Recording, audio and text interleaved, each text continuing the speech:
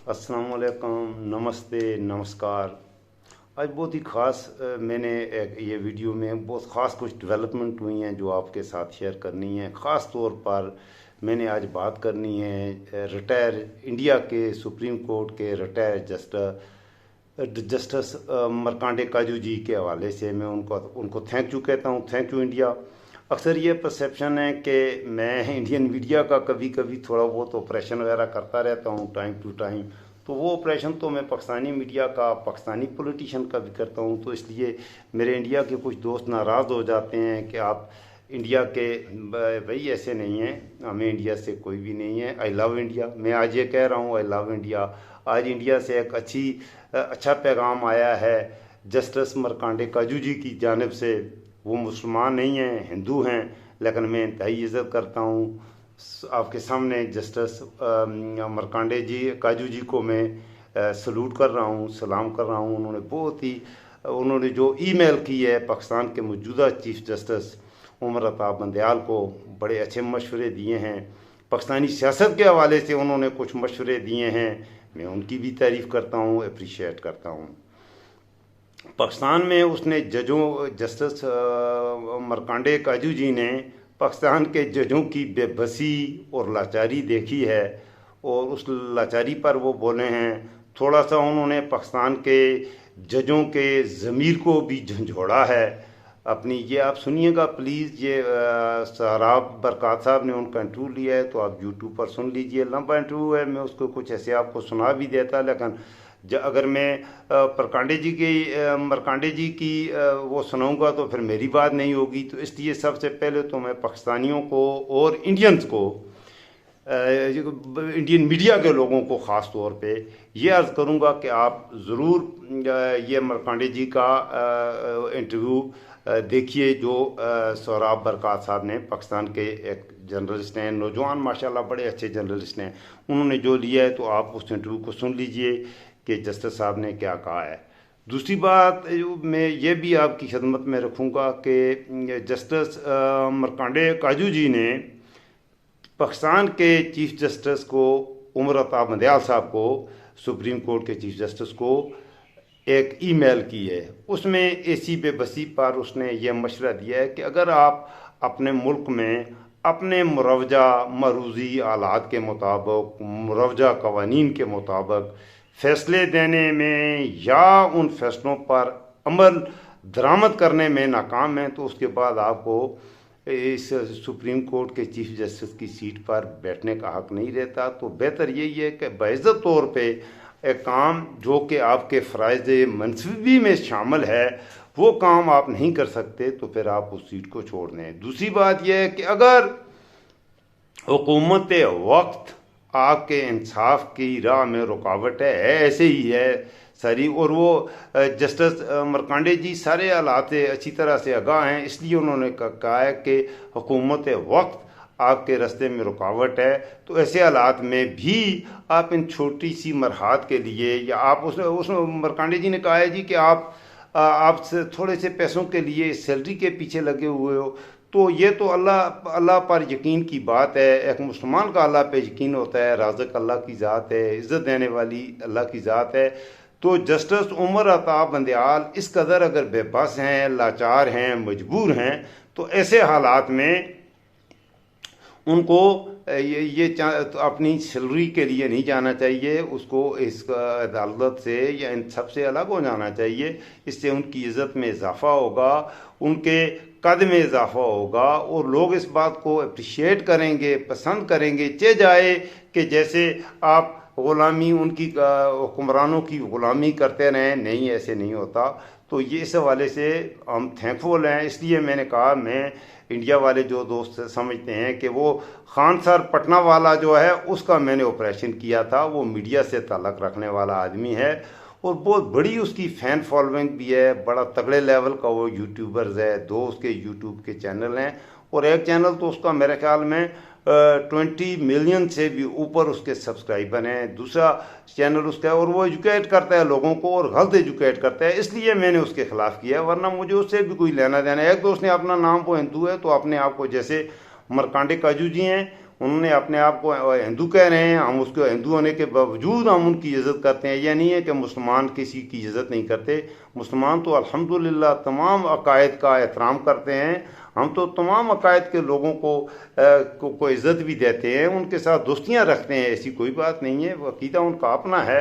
तो अलबत्ता दूसरे अकायद वाले लोग अगर हमारे मजहबी मामलात में मुदाखलत करेंगे तो वो फिर काबिल बर्दाश्त नहीं होता कि हम आपके अकायद के मामलात में, हमने कभी किसी मज़हब के, किसी पैगम्बर के, किसी नबी के हवाले से किसी मुसलमान ने तज़यीक़ का मेज़ लफ्ज़ इस्तेमाल किया है तो मुझे बताइए, नहीं किया। तो फिर हमारे नबी करीम सल्लल्लाहु अलैहि वसल्लम, हमारे कुरान के हवाले से आप पहले तो पढ़ें कि आपको मैं दावत देता हूँ कि सारे भले आप हिंदू हैं, whether you are a Christian, whether you believe in Judaism, किसी भी अकीदे से आप ताल्लुक़ रखते हैं, यू आर मोस्ट वेलकम। आप, मैं बल्कि अगर मुझसे हो सका तो मैं आपको कुरान फ्री में भेज दूंगा, मुझसे रब्ता कीजिए।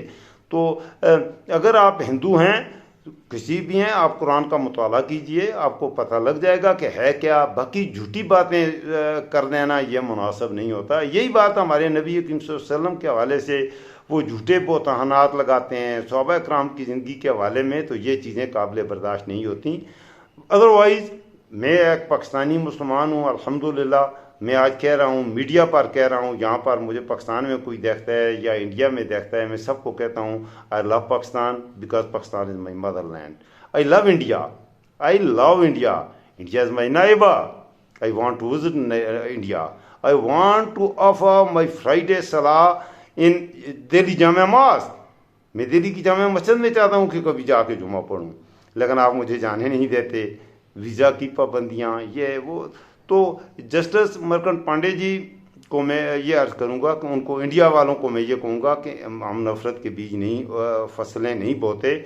मैंने तो अपनी उस वीडियो में भी, जिसमें मैंने खान सर पटना वाला का ऑपरेशन किया था, उस वीडियो में खुल के आखिर में मैं सैर लुधियानवी, वो इंडिया का था, मुसलमान था, शायर था, तो उसका मैंने शेर पढ़ा था अपनी उस वीडियो के अख्ताम में। आप देख लीजिए, मैं नीचे सब्सक्रिप्शन में उसका लिंक भी डाल दूंगा। वैसे वो वीडियो मेरे चैनल पर मौजूद है, मेरी यूट्यूब की लाइब्रेरी में वो मौजूद है, आप वीडियोज़ लाइब्रेरी में जाएं।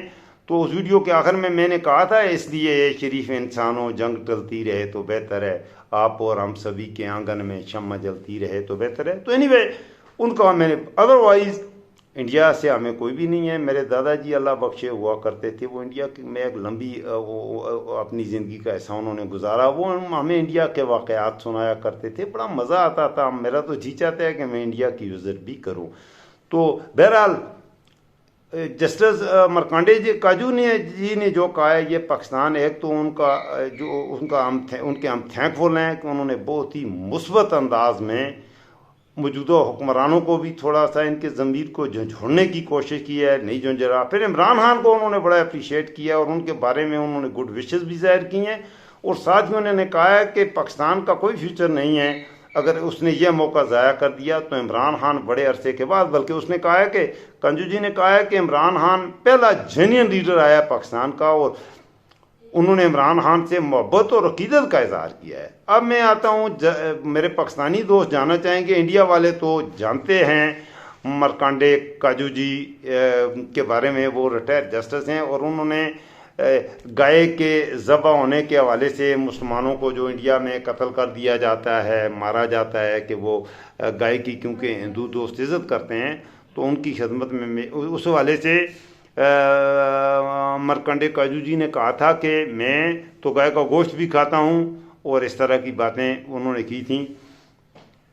देखें, जानवर है, गाय भी एक जानवर है, दूसरे जानवर हैं। अगर गाय इंडिया हिंदू धर्म में बहुत ही मुक़द्दस है, तो गाय के हवाले से हम बुरे लफ्ज़ हमें इस्तेमाल नहीं करने चाहिए। तो हम मुसलमान जो हैं, हलाल गाय एक हलाल जानवरों में शुमार होती है, तो गाय को हम अच्छा समझते हैं, इसलिए गाय का गोश्त खाते हैं।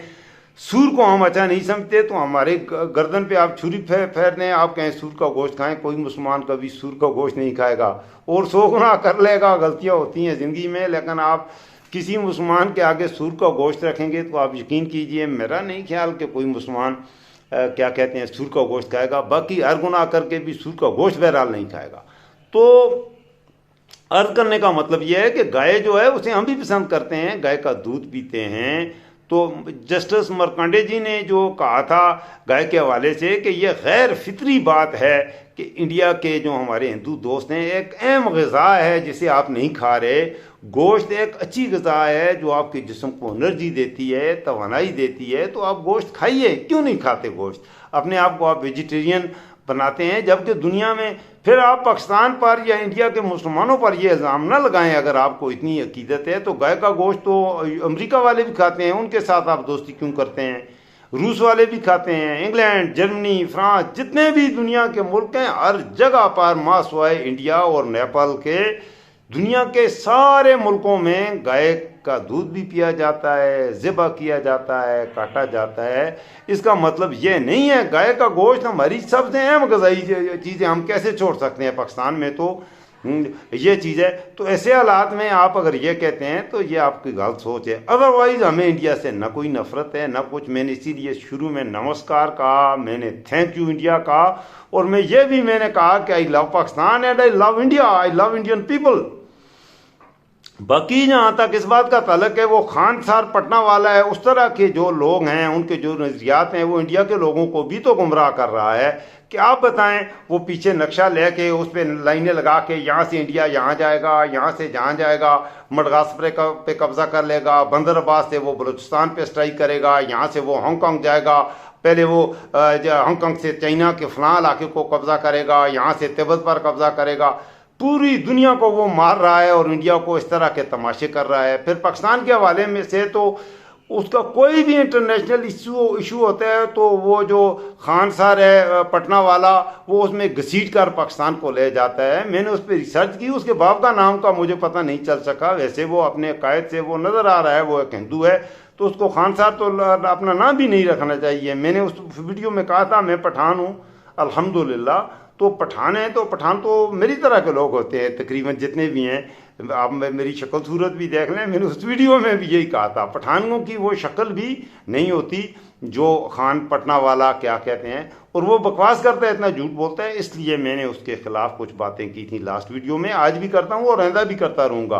अभी उसने 2-3 नई वीडियो डाली हैं, वो भी मैंने देखी हैं, उन पर मैं बात करने ही वाला था। फिर मैं कहता हूँ यार के उसके लिए मैं मजबूर हो जाता हूँ थोड़ी सी अब्यूजिव लैंग्वेज भी यूज़ करने के लिए, क्योंकि वो बंदा हेटेडनेस फैला रहा है और इंडिया के लोगों को गलत एजुकेट कर रहा है। ऐसे बिल्कुल नहीं है।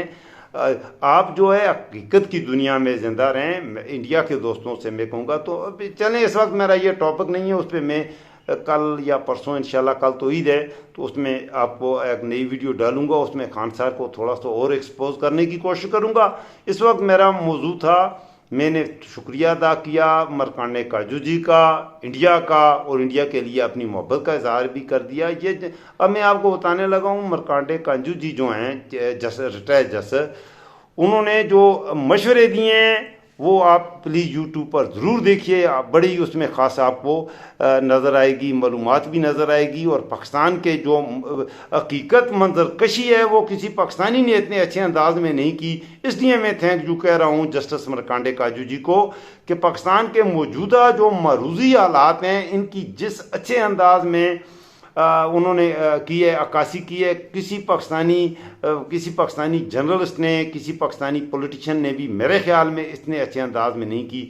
दैट इज़ वाई मैं मरकांडे काजू जी को सलाम करता हूँ। ये आप जानते हो, जानना चाहेंगे कि ये हैं कौन, तो ये इंडिया की सुप्रीम कोर्ट के रिटायर्ड जज हैं। काफ़ी उनकी एज भी अब तो काफ़ी बड़ी एज के हैं, नज़र आते हैं। 1946 में ये पैदा हुए थे लखनऊ में। अच्छा, इनका पूरा ख़ानदान वकला का ख़ानदान है, कसरत से इनके ख़ानदान में जस्टिस भी हैं और वकील भी हैं। और इनके फादर जो हैं वो तो पॉलिटिशियन थे, बड़े पाए के थे, उनका नाम था शिवनाथ काजू जी। तो वो एक तगड़े सियासतदान थे और उत्तर प्रदेश लेजिस्लेटिव काउंसिल के भी वो मेंबर रहे, उसके अलावा गवर्नर भी वो रहे। तो उनके वालिद, उनके चचा और उनके बाकी सारे ख़ानदान के लोग वकला हैं, और 3 नस्लों से इनको लॉयर फैमिली कहा जाता है। तो इंडिया में वो फैमिली इंतहाई, ये पूरा ख़ानदान मार्कंडे काजू जी का इंडिया में इज़्ज़त से देखा जाता है। बुनियादी तौर पर ये इंडियन कश्मीरी पंडितों के ख़ानदान से ताल्लुक़ रखते हैं, लेकिन ज़िंदगी का ज़्यादा अरसा इनका बाद में लखनऊ में गुजरा है। तो इस तरह से है। बाकी इन्होंने इनके से मैं थोड़ा सा इख्तलाफ राय ज़रूर रखता हूँ कि इनके बारे में ये विकिपीडिया पे भी लिखा हुआ है कि वो he is the son of politician Shivanath Kanju ji and grandson of Kailash Nath Kanju ji. तो ये सारे वो कला हैं इंडिया के बहुत तगड़े हैं। और ही is the founder and pattern of the Indian reunification association. IRA India में एक तंजीम है, उसको कहते हैं इंडियन रीयूनिफिकेशन एसोसिएशन। उसके ये सरबराह भी हैं और पैटर्न इन चीफ हैं। तो ये ऑर्गेनाइजेशन एडवोकेट करती है, ये क्या करती है, to transformation of a peaceful reunification of what now Pakistan and Bangladesh with India under a secular government. तो वो चाहते हैं कि पाकिस्तान और बांग्लादेश दोबारा इंडिया में आ जाएं और एक सेकुलर हुकूमत के ज़ेरे साया इंडिया पाकिस्तान और हम बांग्लादेश वाले मिल के दोबारा रहें। तो ऐसा मैं पांडे जी से इंतहाई माज़रत के साथ अर्ज़ करूँगा, ऐसा मोहतरम मुमकिन नहीं है। हम अलबत्ता कुछ जो चीज़ें मुमकिन हैं आप वो बात कीजिए। आप ये बहुत बड़ी बात है, इतनी बड़ी बात आप ना करें। आप प्लीज़ थोड़ा सा बैकफुट पे आएँ और आप ये कहें जी कि हमारी कन्फेडरेशन टाइप की चीज़ बने, या जैसे यूरोपियन यूनियन है। और यार एक दूसरे के साथ तजारत तो शुरू करो, एक दूसरे को मुल्कों में आना जाना शुरू करो, तो उस सूरत में अगली बातें फिर होती हैं सारी जो भी होती है। वैसे पाकिस्तान आप ये कहेंगे कि वो इंडिया के साथ रहेगा, ऐसा मुमकिन नहीं। और इंडिया अगर बज़ोर क़ुव्वत समझता है कि वो पाकिस्तान को कैप्चर कर सकता है, ये भी मुमकिन नहीं। हमारे बांग्लादेश के भाई थे वो हमसे अलग हो गए, कोई बात नहीं है, मैं उनके लिए गुड विशेष। हमसे कुछ गलतियां हुई, उन पर ज्यादतियाँ हुई, पाकिस्तानी कौम को उनसे माफ़ी मांगनी चाहिए। मैं तो ये भी कहता हूँ कि बांग्लादेश वाले हमारे जो भाई हमसे अलग हुए, हमारी गलती है। मैं कहता हूँ पाकिस्तानियों की गलती है, उसमें बांग्लादेशियों की बिल्कुल गलती नहीं है। हमने शेख मुजीब जब 64 में फातिमा जना को सपोर्ट कर रहा था तो हमारा जुल्फ़िकार अली भुट्टो उसको गालियाँ दे रहा था। हमने जुल्फ़िकार अली भुट्टो को यहाँ से ज़्यादा वोट दिए और शेख मुजीब को बिल्कुल वोट ही नहीं दिए। मैं तो कहता हूँ कि जिस तरह बांग्लादेश से वो डोमिनेट करके आया था, पाकिस्तान के लोग भी शेख मुजीब को वोट देते, लेकिन नहीं दिए, नफरतें और इस तरह की। बहरहाल वो मैं बांग्लादेशियों से हमें माफ़ी मांगनी चाहिए और अब हम आए उनके लिए गुड विशेस। यही मैं इंडिया वालों को कहूँगा, जस्टिस मार्कंडे कांजू जी को कहूँगा कि सर आपकी गुड विशेस के लिए मैं आपका थैंकफुल हूँ। Thank you so very much. I am not only thankful to you, I am also thankful to all of India who have the people who have good wishes for my country, my nation, my country. I love them and I respect them. आप अलबत्ता ये आप जो कह रहे हैं Indian reunification, तो ये एक ख्याली बात हो सकती है, ये प्रैक्टिसेबल नहीं है। इसलिए इसमें मैं आपको की सपोर्ट में नहीं कह सकता कुछ भी। हाँ, हमारा ट्रेड होना चाहिए, हमें भाइयों की तरह रहना चाहिए, हम नाइबर हैं, हमें अच्छे पड़ोसियों की तरह रहना चाहिए। तो इस हवाले से अगर आप कोई काम करेंगे तो ये ज़्यादा इफेक्टिव होगा और इंडिया और पाकिस्तान के लोगों के लिए मेरे ख्याल में ज़्यादा वो काबिल कबूल भी होगा और मुफीद भी होगा। लेकिन रीयूनिफिकेशन मेरा नहीं ख्याल कि हो सकती है। आप बांग्लादेश से कहें कि वो पाकिस्तान के साथ दोबारा रीयूनिफिकेशन कर लेंगे, ये मुमकिन नहीं है। तो इसलिए इस सिलसिले में माजरत चाहूँगा। बाकी आपने जो इसके अलावा इनकी और बहुत सी चीज़ें हैं, पीस के लिए उन्होंने बड़ा काम किया है। और उसके बाद उत्तर प्रदेश की लेजिस्लेटिव असम्बली के ये रुकन रहे हैं। उसके बाद ये उड़ीसा में और मध्य प्रदेश में गवर्नर रहे हैं, इनकी फैमिली के ही। तो इंडिया की बहुत सी रियासतों में इनकी बहुत अच्छी सियासी साख है। मैं एक बार फिर ख़त्म करने से पहले पाकिस्तानियों से गुजारिश करूंगा कि मार्कंडे कांजू जी की वीडियो ज़रूर देखिए और इंडिया का भी थैंकफुल हूँ। Thank you India. I am thankful to all those Indian who have good wishes for Pakistan and specially I am thankful to Markande Kanju ji. Thank you very much sir. अल्लाह हाफिज़, फ़ी अमान अल्लाह।